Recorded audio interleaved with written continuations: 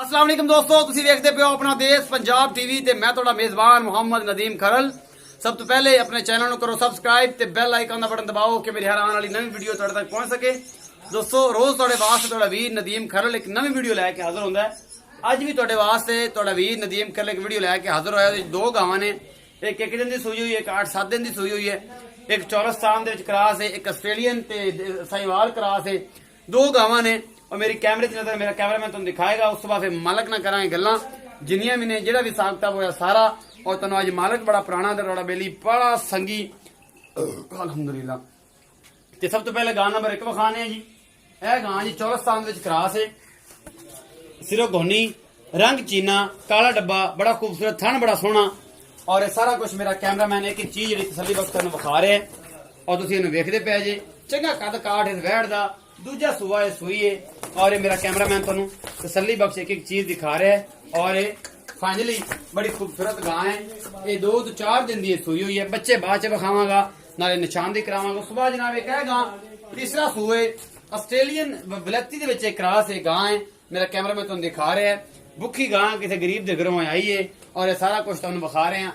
ये आस्ट्रेलियन वलैती दे विच जिहड़ी है एक क्रॉस है।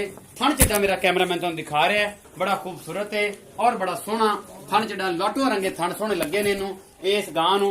और मेरा कैमरामैन तुहानू तसल्ली बख्श एक चीज दिखा रहा है तो तुसीं इहदी तसल्ली करा दो कैमरामैन साहब। और मुंह मत्था पूरा जिहड़ा है मेरा कैमरामैन तुहानू दिखा रहा है। मैं मुंह भी फाड़ के तुहानू विखावां।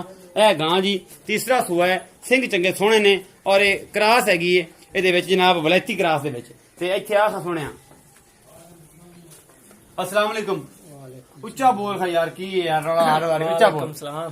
ਕੀ ਨਾਂ ਹੈ? मोहम्मद जवेद जी। मोहम्मद जवेद साहब तबीयत से ठीक है? हाँ जी, भाई जवेद ये दस कि ये मुੱਲ ਵੱਖਰੇ ਵੱਖਰੇ ਦੋਵਾਂ ਦੇ ਕਰਨੇ ਨੇ ਕਿ ਇੱਕੋ ਵਾਰੀ ਇਕੱਠਾ ਹੀ ਕਰਨਾ? कट्ठा है। ਇਕੱਠਾ ਮੁੱਲ ਹੈ। हाँ, ਅੱਛਾ, ਇਹ ਗਾਂ ਜਿਹੜੀ ਓਲੀ ਹੈ ਕਿਸ ਨਸਲ ਦੀ ਹੈ? ये साहिवाल दी वलैती क्रास। ਅੱਛਾ, ਹੁਣ ਇਹ ਸੂਈ ਕਿੰਨੇ ਦਿਨ ਦੀ ਹੈ ਜਾਂ ਦੁੱਧ ਕਿੰਨਾ ਇਹਦੇ ਕੋਲ?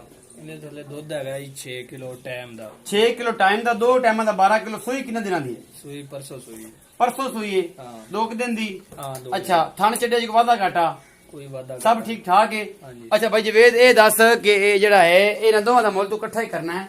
ਜਿਹੜੀ ਆ ਹੈ ਇਹ ਕੇਜ ਕਰਾਸ ਹੈ ਤੇ ਇਹਦੇ ਕੋਲ ਦੁੱਧ ਕਿੰਨਾ ਹੈ ਮਗਰ ਕੀ ਹੈ? ਇਧਰ ਕੈਮਰੇ 'ਚ ਇਹ ਵਲੈਤੀ ਕਰਾਸ ਹੈ ਚੋਲਸਤਾਨ। ਵਿਲੈਤੀ ਚੌਰਸਤਾਨ 'ਚ ਕਰਾਸ ਹੈ। ਦੁੱਧ ਕਿੰਨਾ ਇਹਦੇ ਕੋਲ? ਦੁੱਧ ਦੇ ਥੱਲੇ ਹੈਗਾ 12 ਕਿਲੋ। ਦੁੱਧ 12 ਕਿਲੋ ਇਹਦੇ ਕੋਲ ਵੀ ਹੈਗਾ ਹੈ। ਅੱਛਾ ਵੀਰੇ ਇਹ ਦੱਸ ਇਹਦਾ ਮਗਰ ਕੀ ਹੈ? ਬੱਚੀਆਂ ਨੇ ਦੋ ਮਗਰ। ਦੋ ਮਗਰ ਬੱਚੀਆਂ ਨੇ। ਬੱਚੀਆਂ ਵਿਖਾ ਕਿਹੜੀਆਂ ਕਿਹੜੀਆਂ? ਆ ਬੱਚੀ ਕਾਲੀ ਦੀ। ਆ ਬੱਚੀ ਜਨਾਬ ਕਾਲੀ ਦੀ ਸਿੰਘਾਂ ਵਾਲੀ ਵਿਖਾਈ ਹੈ ਤੇ ਦੂਜੀ ਬੱਚੀ ਆ ਬੱਚੀ ਆ ਲਾਲ ਗੋਰੀ ਜਿਹੜੀ ਬੱਚੀ ਇਹ ਜਿਹੜੀ ਹੈ ਚੌਲਸਤਾਨ ਜਿਹੜੀ ਕਰਾਸ ਦੇ ਵਿੱਚ ਉਹਦੀ ਹੈ। ਇਹ ਜਵੇਦ ਭਾਈ ਇਹ ਦੱਸੋ ਕਿ ਇਹਨਾਂ ਦਾ ਮੁੱਲ ਕੀ ਹੈ ਤੇ ਮੁਹੱਬਤ ਪਿਆਰ ਵਾਲਾ ਮੁੱਲ ਕਰਨਾ ਹੈ ਕਿ ਜਿਹੜੀ ਆਪਾਂ ਵੇਚ ਲਈਏ? ਮੁੱਲ ਜਾਇਜ਼ ਮੁਨਾਸਬ ਬਸ 3 ਲੱਖ ਰੁਪਏ। 3 लाख रुपये। मोहब्बत प्यार को थोड़ी बहुत है कि बहुत ज्यादा है? ਨਹੀਂ ਥੋੜੀ ਬਹੁਤੀ ਹੋ। बहुत थोड़ी बहुत मोहब्बत प्यार, इससे ज्यादा कोई नहीं।